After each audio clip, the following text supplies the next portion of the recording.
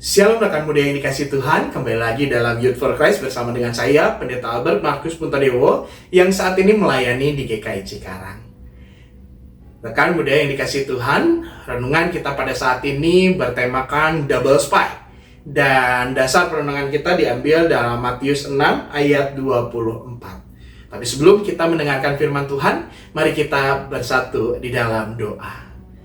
Tuhan, kami sungguh bersyukur atas penyertaan-Mu dari hari ke hari yang terus memampukan kami untuk melangkah dalam setiap pergumulan. Engkaulah ya Tuhan, sahabat yang setia bagi kami, senantiasa siap sedia menolong dan menuntun kami. Dan firman-Mu itulah ya Tuhan, yang menjadi pelita bagi hati kami, menerangi, menghangatkan hati kami dalam suka dan duka yang kami alami. Oleh karena itu ya Tuhan, saat ini kami akan bersama merenungkan firman-Mu. Dan biarlah Tuhan Engkau berbicara kepada setiap kami dalam segala keterbatasan kami Tuhan. Biar Roh Kudus-Mu yang menuntun kami, sehingga kami bukan hanya dapat mengerti, tapi juga melakukan firman Tuhan itu dalam kehidupan keseharian kami. Sehingga kami pun diubahkan oleh firman itu. Tuhan, kami mau menyerahkan perenungan kami ke dalam tangan penyertaan-Mu. Di dalam nama Kristus Yesus kami berdoa dan bersyukur. Amin. Matius 6 ayat 24 tertulis demikian. Tak seorang pun dapat mengabdi kepada dua tuan, sebab ia akan setia kepada yang seorang dan tidak mengindahkan yang lain. Kamu tidak dapat mengabdi kepada Allah dan kepada Mammon. Rekan muda yang dikasih Tuhan, dalam dunia spionase, double spy tentu jadi sesuatu yang kita kenali. Double spy atau agen ganda adalah agen yang bekerja untuk dua tuan. Tapi dalam kenyataan itu ternyata tidak ada double spy yang betul-betul bekerja untuk dua tuan. Pasti dia lebih mementingkan tuan yang satu ketimbang yang lain. Nah, salah satu double spy yang terkenal adalah Juan Puyol Garcia. Ia dipercaya menjadi agen mata-mata dari Inggris, yaitu Sekutu, dan agen mata-mata dari Jerman, yaitu Nazi. Salah satu keberhasilan Puyol adalah dalam operasi Overlord, yaitu invasi Sekutu di Normandia pada tahun 1944.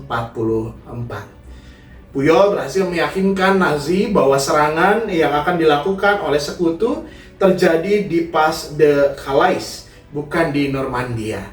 Sehingga pada waktu itu pasukan dari Nazi mengkonsentrasikan pertahanan mereka di tempat yang salah.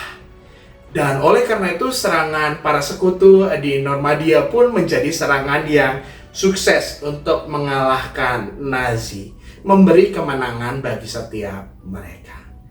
Nah, rekan muda yang dikasihi Tuhan, Tuhan Yesus mengajarkan bahwa dalam kehidupan kita sebagai manusia, kita tidak mungkin mengabdi kepada dua tuan. Karena pasti ketika kita mengabdi dalam dua tuan, maka yang satu akan lebih diutamakan daripada yang lain. Dalam hal ini, Mammon digambarkan atau merujuk pada kekayaan atau harta duniawi. Nah, Tuhan Yesus mengingatkan bahwa kekayaan seringkali menjadi tuan di dalam kehidupan manusia, menuntut perhatian, menuntut waktu, menuntut tenaga untuk kita dapat meraihnya. Dan oleh karena itu, seseorang yang mengabdi pada kekayaan maka akan menjadi hamba dari kekayaan itu. Harta itu akan jadi berhala di dalam kehidupannya dia. Hal ini menjauhkannya tentu dengan hubungan dengan Allah.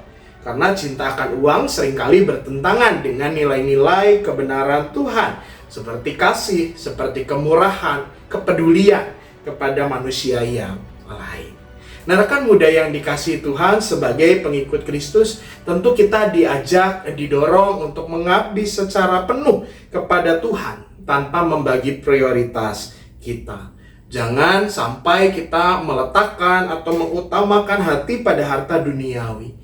Mari kita pergunakan harta secara bijak sebagai alat untuk melayani Tuhan dan sesama, bukan sebagai tuan atas kita. Mari kita berdoa. Ya Tuhan, dalam kehidupan keseharian kami, seringkali kami terdistraksi oleh keinginan untuk beroleh harta dan kekayaan. Sehingga sadar ataupun tidak, kami kemudian jadi menghamba kepada harta dan kekayaan itu. Lalu kemudian mulai melupakan hubungan bersama dengan Tuhan di dalam keseharian kami. Pada hari ini Tuhan, kami kembali diingatkan bahwa tidak mungkin bagi kami untuk mengabdi kepada dua Tuhan. Biarlah kami tetap mengingat bahwa harta, kekayaan yang kami miliki adalah anugerah dari Tuhan, yang mestinya juga kami pergunakan untuk memuliakan nama Tuhan, bukan memberi makan kepada ketamakan kami, dan tak pernah berhenti mengejar kekayaan dan harta itu, sehingga melupakan Tuhan dalam hidup kami. Tuhan, tuntunlah dan ajarlah kami, agar kami dapat mengarahkan hati kami, meletakkannya hanya kepada Engkau saja ya Tuhan, sehingga Engkaulah yang terus mengisi dan menuntun diri kami, dan hidup kami makin jadi berkat bagi orang-orang yang ada di sekitar kami. Inilah doa kami ya Tuhan, di dalam nama Kristus Yesus Tuhan dan Juru Selamat kami yang hidup, kami berdoa. Amin.